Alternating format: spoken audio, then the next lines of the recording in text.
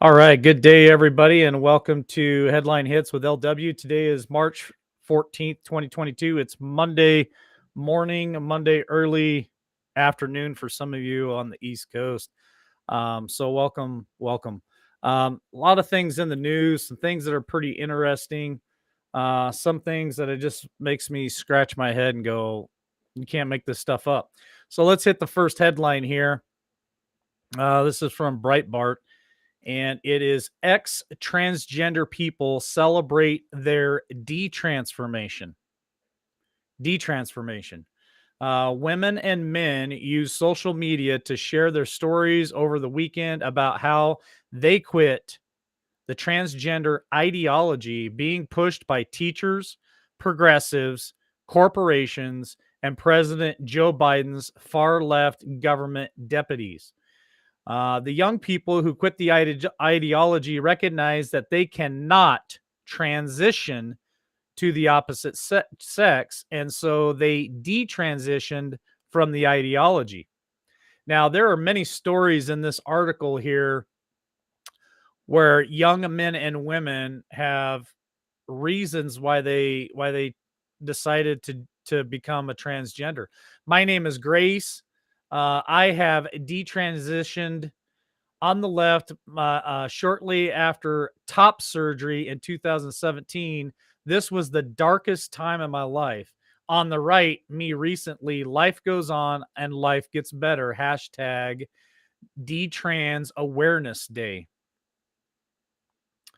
Um, so there's just a ton of stories here. When I was 15 and lonely, I hated my body. I got sucked into gender ideology online. My school encouraged me, and I was easily prescribed a high dose of testosterone at 18, and it was very damaging to my body. Here's another story from Michelle. I transgendered in 2010 when I was 22 years old and detransitioned in 2020. And this young man here says, I am Allie. I started taking um, testosterone at 18 because I was not fitting in with all the other girls. So I thought I'd make a better man instead. I was diagnosed with autism later, and that makes sense now. So just many stories of these poor young kids who they were groomed. They were groomed by schools, they were groomed by teachers, social media, pushing this ideology of transgenderism. And it's starting to backfire. It's starting to fold back up on them. And it's not looking good for the ideology because a lot of people are speaking out. And I encourage those young people to speak out because I think people need to hear their stories. All right, let's hit the next headline and let's talk about Russia, Moscow. Moscow warns of arrests, seizures, confiscations against Western companies leaving Russia. What are they talking about? Well, they're talking about Coca Cola, Walmart, and the rest of them. The Russian government on Sunday reportedly threatened foreign companies who plan to withdraw from the nation. They could have their staff members arrested and assets seized as Moscow seeks to mitigate the economic impact of the sanctions. So it goes further to say, it starts talking about some of the companies that they're focused on right now. And they also say that the Wall Street Journal put out a article with allegations, and the Russian embassy, the Russian news said fake news, fake news. So they're putting out some stuff that is not true. Here's some of the companies that they're focused on right now. They're focused on Coca-Cola, IBM, Procter and Gamble, and McDonald's.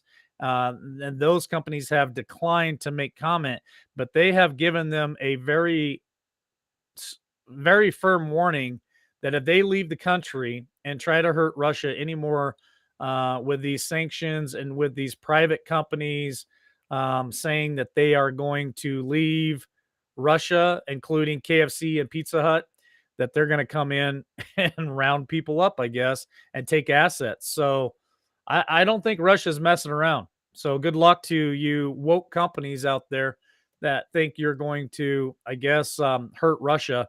I think you're going to get hurt more than any of them. So let's talk about the Democrat midterms. Midterm chief Sean Patrick, we are the problem, end quote. Democrat midterm campaign chief Representative Sean Patrick Maloney, a Democrat from New York, over the weekend in Philadelphia said his party is the problem as to why they are having trouble relating to voters. So he goes on further to say that people think that we're too divisive. We're too focused on cultural issues. They think that we're preachy. They think that we act like we know better than parents when it comes to their kids in school. And he added, Democrats appear to be noticing their changes of holding the majority through the midterms are not great. So they're running scared right now, and rightfully so. But this idiot goes further to say, now listen to this. However, Maloney, as the parties seem to want to focus on President Joe Biden and embrace Biden's style, according to the Post, even though his poll numbers have been tanking over the past year, but not all the members agree with his Biden style assessment. He goes further to say that he is that person that in many ways we need to become, end quote, from Maloney, about the president's interaction with voters. Now, listen to this. If there's a kid with a stutter, the president's going to fall all over him. What? He's going to fall all over him? If there's a cop or a fireman who's having a rough time, Big Joe's going to wrap his arms around him. What? Why would you wrap your arms around another man? And I'll add this, if there's a woman's scalp out there that needs to be sniffed, Joe's your guy. So let's follow that example, Democrats. Absolutely. You're right on target. All right. Here's the last couple of headlines. Now, I am making this one up, but it is kind of funny. Gas prices are so high that Tom Brady comes out of retirement just to fill his tank in his big SUV. Yeah, I made that one up. But listen to this. He is really coming out of retirement. That was going across Facebook all weekend, that gas prices were so high that Tom Brady was coming out of retirement. They also claim that gas prices are so high that coronavirus can't fly. Can't make this stuff up. But really, Tom Brady unretires to rejoin the Bucks for the 2022 season.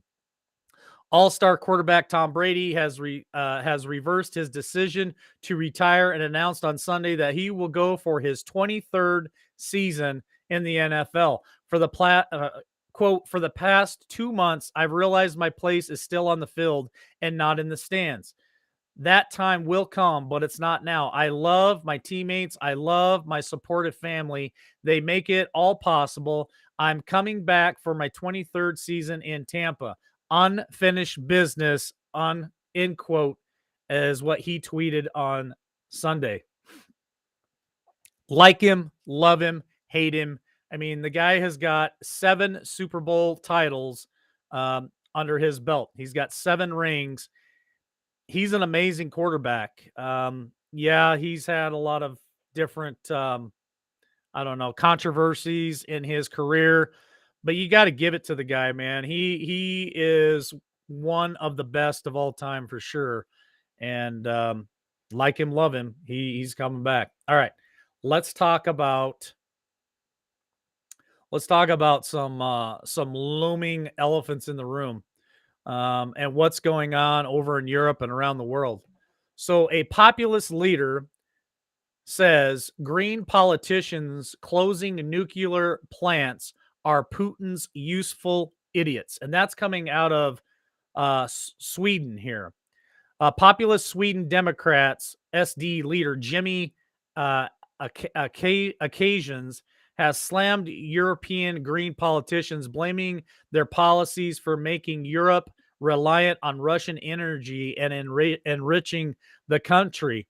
So he goes on to say that it's their problem for the situation that Europe is in right now, and that if they would have just pushed this Green New Deal and taken these power plants, these nuclear power plants offline that are supposedly dependent on natural gas, then Russia wouldn't have all of this control over Europe right now. That's what he's claiming. The government blames Putin prices, but the fact is about 55% of fuel prices are taxed. So they're taxing the heck out of these fuel costs, but yet they want to blame Putin for everything that's going bad over in Europe right now. Let's move on to the next article here because it kind of ties into this. Now, check this out. I found this very, very interesting. Germany ignores looming energy crisis to close all nuclear power plants. What's that all about? Germany will close all of its nuclear power plants by the end of this year, despite the nation's already crippling addiction to Russian natural gas. While there has been claims Germany would U-turn on its hardline anti-nuclear policy in light of the uh, interference in the Ukraine conflict, officials have now confirmed on Tuesday that it will keep to schedule and shutter all remaining atomic splitting power plants by the end of this year. What is that going to do to Europe? What is that going to do to the power grid there? I don't know. What's their backup here? So we totally agree that the construction of electricity networks, LNG terminals, and renewable energy must be done at Tesla speed, end quote, referring to the quick construction of Elon Musk's car factory in their country. So Elon threw up a manufacturing company there for Tesla and record speed, and that's what they're wanting to do with this new LNG and these power plants to get these nuclear power plants offline. I don't know. That's Germany for you. It's going to be interesting to see where this goes. All right, let's talk about the idiot of the day. Um, so nuclear threat that can change our climate. No kidding. I'm glad that you pointed that out for us, Captain Obvious. The Atlantic ridiculed for warning nuclear war would wreck our climate. Our climate. Well, some very smart people here. A nuclear war would be disastrous for the Earth's climate, according to a recent piece that in the Atlantic that drew harsh criticism for its focus on the harms posed to the environment by potential nuclear exchange results from the current conflict in Ukraine. Now, for one, I don't think anybody, in my opinion, is going to push any button to cause any nuclear war because once one button's pushed, they're all going to be pushed. And I think any leader of the world realizes they can't do that. Okay. That doesn't mean that a crazy can't get their hands on something like that and do a dirty bomb somewhere. That's always looming for any country, right? But this idiot goes on to say um, that even if a nuclear war would kill tens of millions of people, it would be more. It would do more harm to our climate. Who cares about the tens of millions of people that died? He's more worried about the climate. He goes on to say that fossil fuels are our biggest threat, that cars and coal and oil consumption is our biggest threat to our climate. And he goes on to say, which is a lie, it was an awful policy that Trump put in that would lead to more oil consumption for decades. He also said that Trump's policy also was implemented to weaken the country's fuel economy standards in all of our vehicles. That's the furthest thing from the truth. That's a lie. He's trying to make it out to say that Trump was in there for the money, for our natural resources. He also goes on to say that the foreign policy, specifically nuclear war, that Trump's policy was basically inciting this kind of war that they're looking at right now. And a no-fly zone in Ukraine would definitely result in an open war between the US and Russia, and with a likely chance of nuclear exchange that would ultimately prove disastrous for our climate.